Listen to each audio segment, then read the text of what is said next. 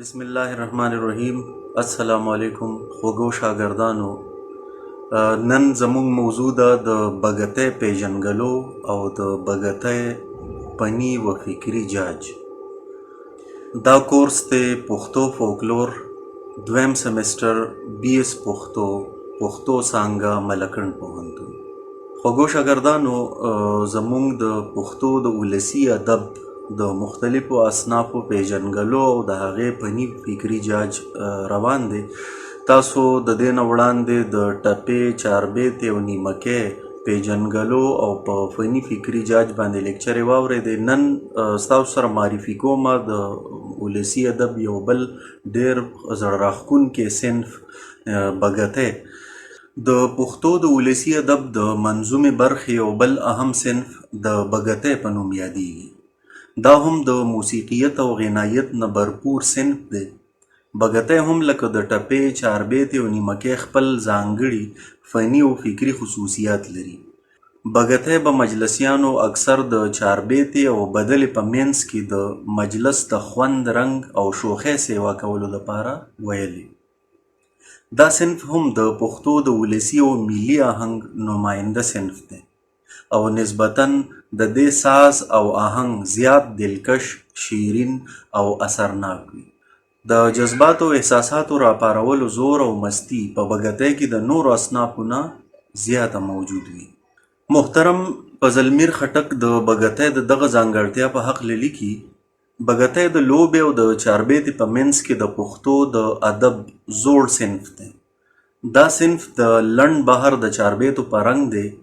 د ویلو انداز یې بیل او جدا دی. جوش جذبه پکې په شدت سره شامل وي، ځکه په اورېدونکي کې مستی پیدا کوي.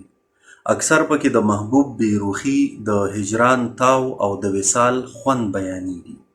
محترم داور خان داود د دې د وجه تسمیه په هکله لیکي: بګتۍ د قبایلو د یوې مشهورې قبیلې نوم هم دی. ویلی شي چې دا صنف هم دغه قبیلې جوړ کړی دی، ځکه هم په دغه نامه مشهور دی. دغه رنګ محترم ساجد محمد شایق د دې لفظ لټون د هندي او سنسکرت په ژبو کې هم کړی دی. هغه لیکي: بګتی په سنسکرت ژبه کې پارسایه، زهد او عبادت ته وایي، او په هندي ژبه کې بګتی هم دغه معنی لري، او دغسې په هندي کې بګتی رقاص یعنی ګډېدونکي ته هم وایي. دغسې بګت د یو دون نوم هم دی چې د عبادت په وخت درمسال کې غږیږي. همدغه بګتی په پښتو کې بګتۍ ده چې د سندرې یو قسم دی. د پښتو ولسي ادب دا صنف تقریبا په ورکېدو دی. یقینا چې ورکېدل به یې یوه لویه المیه وي. محترم داور خان داود صاحب لیکي: دا صنف هم تقریبا ختم شوی دی. صرف د افغانستان په بعضې قبیلو کې د دې مثالونه موندی شي. په پیښور او اشنغر کې دا صنف په لوبه او چاربیته کې بدل شوی دی. د دې وجه دا ده چې بګتۍ د لوبې او چاربیتې په منځو معنی کې د یو جدا صنف شکل اختیار کړی دی. اوس خو نه د دې رواج ته او نه شاعران د دې د ویلو مینه او شوق لري. صرف د ولسي شاعرۍ د ذکر په لړ کې د دې نوم اغستی شي. دا محترم وړاندې لیکي: دا صنف د لنډ بهر د چاربیتو په رنګ دی، خو د ویلو انداز یې د چاربیتو نه بالکل جدا دی. د چاربیتو برعکس بګتۍ سره ګډا هم کیدی شي. چونکې بګتۍ په جوش او جذبه ویلې کېږي، د دې دپاره دا صنف د ګډا دپاره زیات موزون دی. لکه د مثال په توګه دا بګتۍ: د مازدیګر اوبو له مسته په نخرو راځي، شور یې د ګونګرو راځي. د مازدیګر اوبو له لاړه، خسو راهي غندل یې غاړه، مینه امن د سر غواړه. د سویلو ورپسې ډله د سورو راځي، شور یې د ګونګرو راځي. محترم فرهاد وسیم یوسفزی لیکي: بګتۍ هم د ولسي ادب پنګه ده او په خاصو سندرو کې شمیر ده. د بګتۍ او بدلې ترمنځ ډېر لږ شان توپیر وي چې محسوسول یې ډېر ګران وي. دومره ده چې د بګتۍ لفظونه درانه وي او سر تال یې اوچت وي، ځکه لکه د چاربیتې په چست او اوچت غږ سره ویلی شي. بله دا چې بګتی کې اکثر د مینې محبت او د محبوبې د حسن ستاینه وي یا د معشوقې مدحې وي او اکثر هنرمندان یې د میلس او میدان ګرمولو لپاره د تماشبینو د جذبو راپارولو دپاره د نورو سندرو بدلو او غزلو په منځ کې هم تکراروي چې د محفل جوش او توجه برقرار وساتي.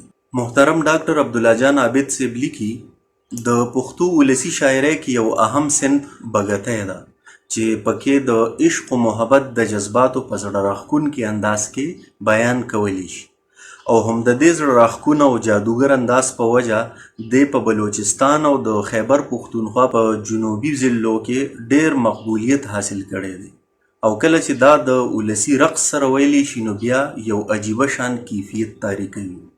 قدرمن افضل رضا صاحب د بګتی د فني تکنیک په حواله لیکي چې د ساخت په لحاظ د بګتی ښکاره خصوصیت دا دی چې په دې کې عموماً ټپې نه ویلې کیږي. د دې ابتدا د دوو همقافیه مصرو د یو شعر نه کیږي چې سر ورته ویلی شي. بیا د سر نه تر اخره د بند هره مصرع د مطلع د مصرې په رنګ په دوه برخو کې تقسیم وي په کومه کې چې د ویلو په وخت د دواړو ټوټو په منځ کې لږه شان وقفه کولی شي. د دې نه علاوه د بګتی د ویلو په وخت آواز ډیر اوچتولی شي. هر بند په څلورو مصرو مشتمل وي. د هر بند څلورمه یعنی اخیری مصرع د سر سره هم قافیه وي او د هر بند په اخره کې د سر تکرار کولی شي. د موضوع په لحاظ په بګتی کې عموماً د حسن و عشق خبرې کولی شي. ځینې خلک بګتی ته لوبه هم وایي چې صحیح نه ده. په لوبه نیمکۍ او بګتی کې ښکاره فرق دا دی چې په لوبه کې د سر دویمه مصرع وړه وي چې د بند د ویلو نه پس بیا ویلی کیږي او د دې سره مرجع د سر د خپلې اولنۍ مصرې په ځای د بند اخیری څلورمه لویه مصرع بیا ویلی شي. په نیمکۍ کې چې ټیکۍ په مرجع کې اچولی شي او یو وار سر او ټیکۍ په یو ځای وویلی شي نو بیا د لوبې د سندرې د طرز برعکس د سر دواړه مصرې بیا ویلی کیږي او په بګتی کې د دې دواړو خلاف د سر وړومبۍ مصرع بیا ویلی شي. په بګتی او چاربیته کې فرق دا دی چې د چاربیتې د سر دواړه مصرې هم قافیه نه وي او د بګتی د سر دواړه مصرې خپلو کې هم قافیه وي. په بګتی کې مطلع او دغه شان د دې د بند هره مصرع په حقیقت کې دوه اجزا وي او هر جز پوره جمله وي. د پښتو په ولسي شاعرانو کې سید مهران، ګلستان بابا، عیدو خیل، توکل، شیر عالم، باچا ګل، طالب جان، حضرت ولی، بائی جان، ملنګ جان، فدا مطهر، سید کمال، محمد نور، میر هاشم، عبدالله او شیر افضل د بګتی تکړه شاعران تیر شوي دي.